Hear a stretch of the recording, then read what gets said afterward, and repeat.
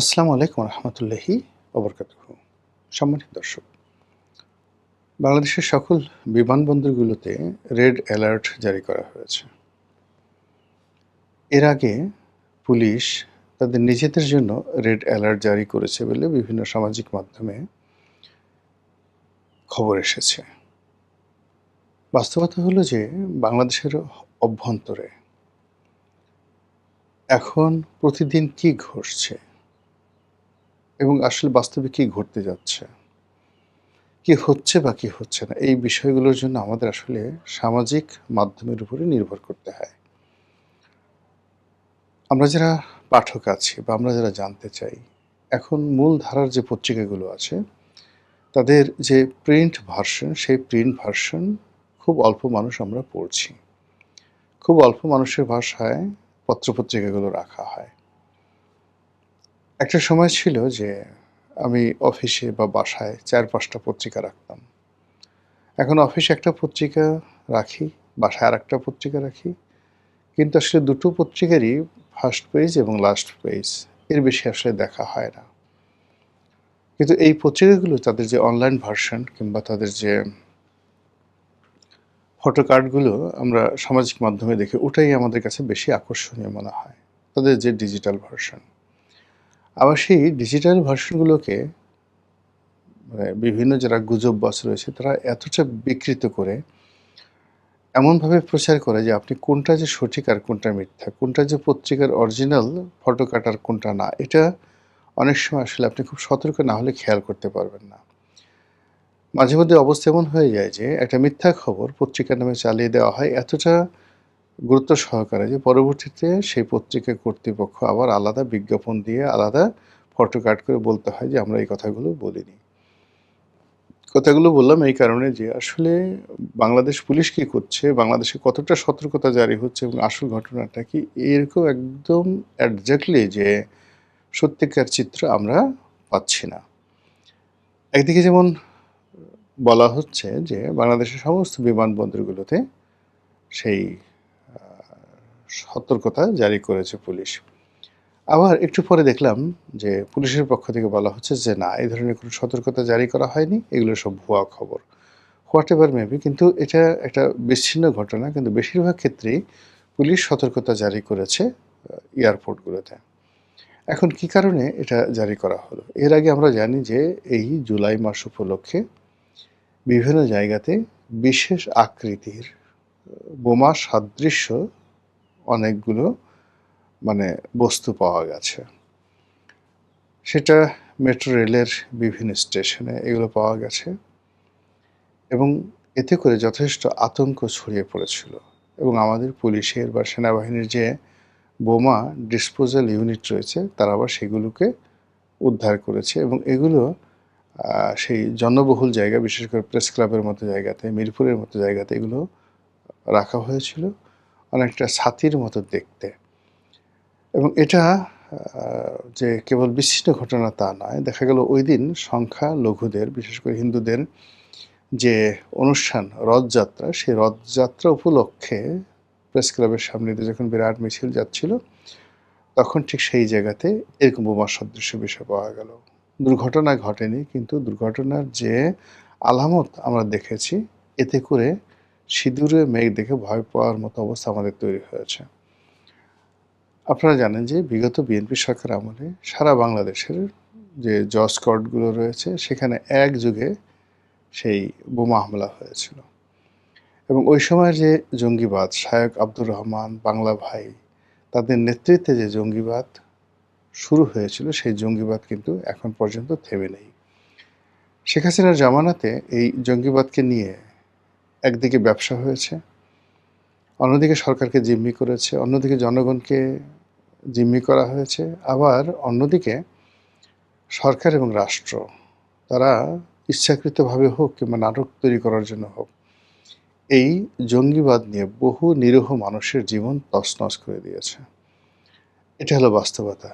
অনেকে বলেন যে এই কাজ করার ফলে পুলিশের যে কতগুলো দুর্নীতিবাজ কর্মকর্তা, তারা যথেষ্ট টাকা পয়সা উপার্জন করেছে। অনেকে বলেন যে এই জঙ্গিকে ট্রাম্প কার্ড হিসেবে ব্যবহার করে শেখ হাসিনা সরকার পশ্চিমা দুনিয়ার কাছে নিজেদের যে গ্রহণযোগ্যতা বা তারা ছাড়া যে এই রাষ্ট্র, এই সরকার চলবে না, এরকম একটা অবস্থা তারা প্রমাণ করার চেষ্টা করেছে। তো সেই যে কাজগুলো করেছে, এটা যে একেবারে সর্বাংশে মিথ্যা তা নয়। জেলখানাতে বহু সংখ্যক উগ্রপন্থী লোকজন ছিলেন এবং বাংলাদেশে হলি আর্টিজানের মতো দুর্ঘটনা ঘটেছে, মারাত্মক দুর্ঘটনা ঘটেছে। এই দেশে এখন পশ্চিমারা বলছে, পাকিস্তানি বলছে, ইসরায়েল বলছে যে এখানে আইএসের ট্রেনিং সেন্টার আছে। এখানে হরকাতুল জিহাদ থেকে শুরু করে পাকিস্তানের তেহরিকি যে তালেবানে অফ পাকিস্তান টিটিপি, তো সেই সংগঠনের ট্রেনিং সেন্টার এখানে আছে। আমাদের পার্বত্য অঞ্চল থেকে শুরু করে বিভিন্ন যমুনার যে দুর্গম চর অঞ্চলে এরকম অসংখ্য জঙ্গি ট্রেনিং সেন্টারের সন্ধান পাওয়া যায় এবং মাঝে মধ্যে বেশ কিছু সংখ্যক তরুণদেরকে গ্রেপ্তার করা হয়। তাদের আচার আচরণ, চাল চলন, মানে এগুলো দেখলে রীতিমতো তাদের পিতামাতা যারা আছে তারাও ভয় পাবে। ফলে এই যে এই মুহূর্তে সরকার যে দুর্বল একটি অবস্থানে রয়েছে, এতে কোনো সন্দেহ নেই। নাজুক অবস্থায় আছে দেশের আইনশৃঙ্খলা পরিস্থিতি। কোনো বাহিনীগুলো ঠিক ওইভাবে মাথা উঁচু করে এখনো পর্যন্ত দাঁড়াতে পারেনি। এমনকি সেনাবাহিনী সম্পর্কে মানুষের যে যাকে বলে ভয় ছিল, আতঙ্ক ছিল, এই গত ২ বছর ধরে জুলাই বিপ্লবের কারণে সেনাবাহিনী নিয়েও কিন্তু এখন অনেকে তুচ্ছ-তাচ্ছিল্যমূলক কথাবার্তা বলে থাকেন। যে সেনাবাহিনীর প্রধানকে নিয়ে মানুষ কথা বলা তো দূরের কথা, সেনাবাহিনীর একজন মেজরকে দেখলে মানুষ থরথর করে কাঁপত। এখন কে মেজর, কে মেজর জেনারেল, কে ব্রিগেডিয়ার জেনারেল, কে লেফটেন্যান্ট জেনারেল আর কে ফুল জেনারেল মানে সেনাপ্রধান, ওগুলো গণনা করার সময় যারা সমালোচনা করছে তাদের কাছে নেই। তারা মুখে যা আসে সেভাবে গালাগাল করছে। আইজিকে যেভাবে গালাগাল করছে, এসপিকে একই ভাষায় গালাগাল করছে এবং শুধু দূর থেকে গালাগাল না, একেবারে সামনাসামনি গালাগালি করছে। তারা রাষ্ট্রপতিকে ভুয়া ভুয়া হিসেবে গালাগাল করছে। বঙ্গভবনের অনুষ্ঠানে গিয়ে তারা রীতিমতো সিন ক্রিয়েট করছে। তো এইরকম একটি নাজুক অবস্থাতে যদি যারা সুযোগ সন্ধানী, যারা মন্দ কাজ করে, তারা যদি টার্গেট করে আসলে কোনো কিছু করে, ওটা সামাল দেওয়ার মতো পরিবেশ পরিস্থিতি এই মুহূর্তে প্রশাসনের আছে বলে অনেকেই মনে করেন না। তো এনিওয়ে, যেটি হলো যে এই মুহূর্তে কেন হঠাৎ করে সতর্কতা জারি করা হলো? এখানে জঙ্গি হামলা হতে পারে। দ্বিতীয়ত এখানে আওয়ামী লীগ এই কাজগুলো করতে পারে। ডিসেম্বরে শেখ হাসিনার বাংলাদেশে ফিরে আসাকে কেন্দ্র করে আওয়ামী লীগের মধ্যে একটা তোড়জোড় শুরু হয়ে গেছে এবং সেই তোড়জোড়ের প্রেক্ষিতে ঘোলা পানি তৈরি করার জন্য, সরকারকে বিব্রত করার জন্য, মানুষের মনে আতঙ্ক তৈরি করার জন্য, এটা আওয়ামী লীগও করতে পারে, কোনো জঙ্গি সংগঠন করতে পারে, বিদেশি কোনো গোয়েন্দা সংস্থা করতে পারে। তো এই বিষয়ে যে সরকারের যে সতর্কতা বা পুলিশের যে সতর্কতা বা রাষ্ট্রের যে সতর্কতা, এটা কেবলই মাত্র যে সতর্কতা রয়েছে বা সতর্কতা জারি করা হয়েছে, এর মধ্যে সীমাবদ্ধ রাখা উচিত না। দেয়ার মাইট হ্যাপেন ম্যানি থিংস। এই গেল একটা বিষয়। এখানে আরেকটি বিষয়, সেটা হলো পাকিস্তানের যিনি রাষ্ট্রদূত বাংলাদেশে সাম্প্রতিক সময়ে বেশ আলোচিত। গত ২ বছর ধরে বাংলাদেশের রাজনীতিতে পাকিস্তান বেশ অপরিহার্য হয়ে পড়েছে। তাদের সঙ্গে রাষ্ট্রীয় পর্যায়ে ভালো সম্পর্ক, পাকিস্তান ভ্রমণ, পাকিস্তানের সঙ্গে আমাদের শিক্ষা ব্যবস্থার জয়েন্ট কোলাবোরেশন, পাকিস্তানের বিশ্ববিদ্যালয়গুলোতে আমাদের ছেলেরা মেয়েরা যাতে পড়তে চায়, তারপরে পাকিস্তান থেকে আমরা যেন বিমান কিনতে পারি, অস্ত্র গোলাবারুদ কিনতে পারি, তাদের সাথে আমাদের কূটনৈতিক সম্পর্কটা যেন কন্টেম্পোরারি ভারতকে প্রেশার সৃষ্টি করার জন্য একটা কাঙ্ক্ষিত জায়গাতে আমরা নিয়ে যেতে পারি। এইজন্য ইউনূস জামানা থেকেই আসলে চেষ্টা করা হচ্ছে। চীনের সঙ্গে চেষ্টা করা হচ্ছে, পাকিস্তানের সাথে চেষ্টা করা হচ্ছে। এখানে চীন এবং পাকিস্তানের মধ্যে ডিফারেন্স হলো, চীনের সঙ্গে আমাদের বাণিজ্যিক সম্পর্ক হতে পারে, কিন্তু পাকিস্তানের সঙ্গে আমাদের, যেহেতু পাকিস্তান বাংলাদেশ একত্রে ছিল, সেখানে মহান মুক্তিযুদ্ধের মাধ্যমে তাদের সঙ্গে আমাদের একটা আলাদা যাকে বলা হয় সম্পর্ক তৈরি হয়েছে, ঘৃণার সম্পর্ক, অপছন্দের সম্পর্ক, শত্রুতার সম্পর্ক।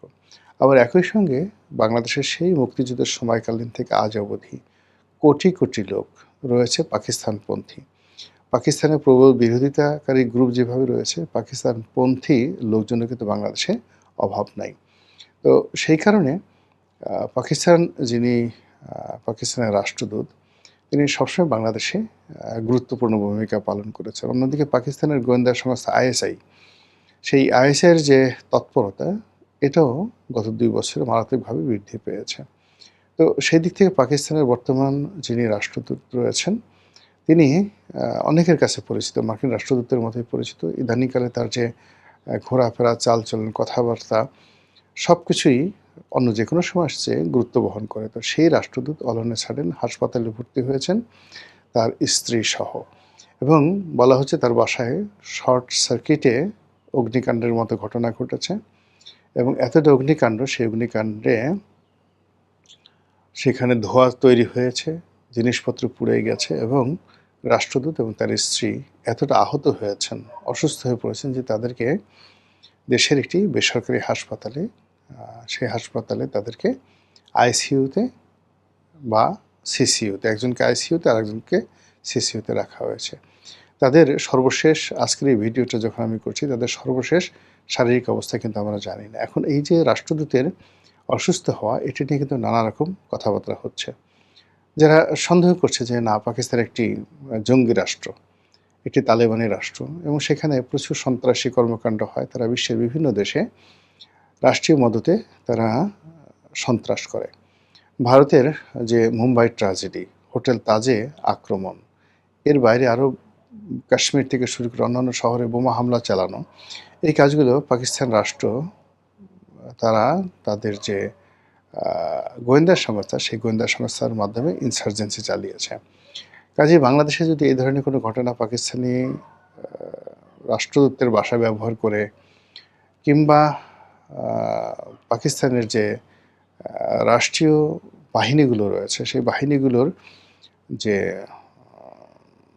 কর্মক্ষমতা, তাদের যে কার্যক্রম, যেগুলো সাধারণত তারা ভারতে চালায়, সেই কাজগুলো তারা বাংলাদেশে চালাতে পারে, এবং এই কাজগুলো করতে গিয়ে, পরীক্ষা নিরীক্ষা করতে গিয়ে রাষ্ট্রদূতের বাসা তো একটা ইমিউনিটি থাকে, তো সেই বাসায় এরকম কিছু হলো কি না, এটা নিয়ে কিন্তু মানুষের সন্দেহ বেড়ে যাচ্ছে।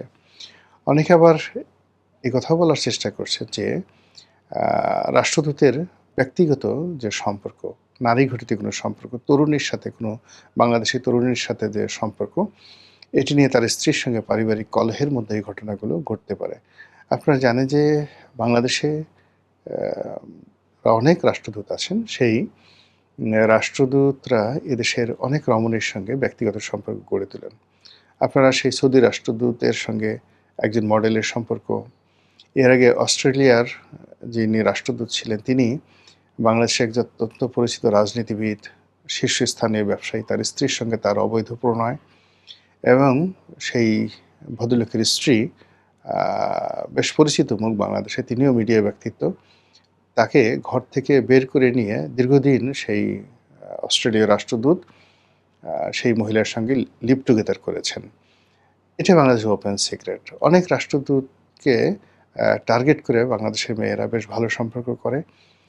আবার রাষ্ট্রদূতও বাংলাদেশের মেয়েদের সাথে সম্পর্ক করার জন্য এখানে অনেক ঘটনা কূটনৈতিক পাড়ায় রীতিমতো ঘটে যাচ্ছে।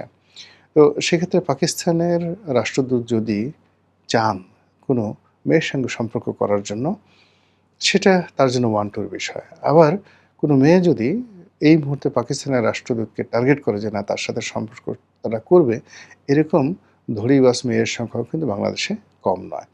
তো সব মিলিয়ে আমাদের এই সময়টিতে যা কিছু ঘটছে, এটি আমাদেরকে যথেষ্ট চিন্তায় ফেলে দিয়েছে। নৈতিকভাবে, রাষ্ট্রীয় কৃষ্টি কালচারের ক্ষেত্রে, আমাদের ন্যাশনাল সেফটি অ্যান্ড সিকিউরিটির ক্ষেত্রে, এবং সর্বোপরি আমাদের যে মানুষের মন এবং মানসিকতা, চিন্তা এবং চেতনা, এবং পলিটিক্যাল যে স্ট্যাবিলিটি রয়েছে, সেই স্ট্যাবিলিটির ক্ষেত্রে সাম্প্রতিক এই যে দুটো ঘটনাগুলো বললাম, এই দুটো ঘটনা কিন্তু যথেষ্ট প্রভাব বিস্তার করেছে। মহান আল্লাহ আমাদের সবাইকে হেদায়েত দান করুন এবং হেফাজত করুন। আসসালামু আলাইকুম ওয়া রাহমাতুল্লাহি ওয়া বারাকাতুহু।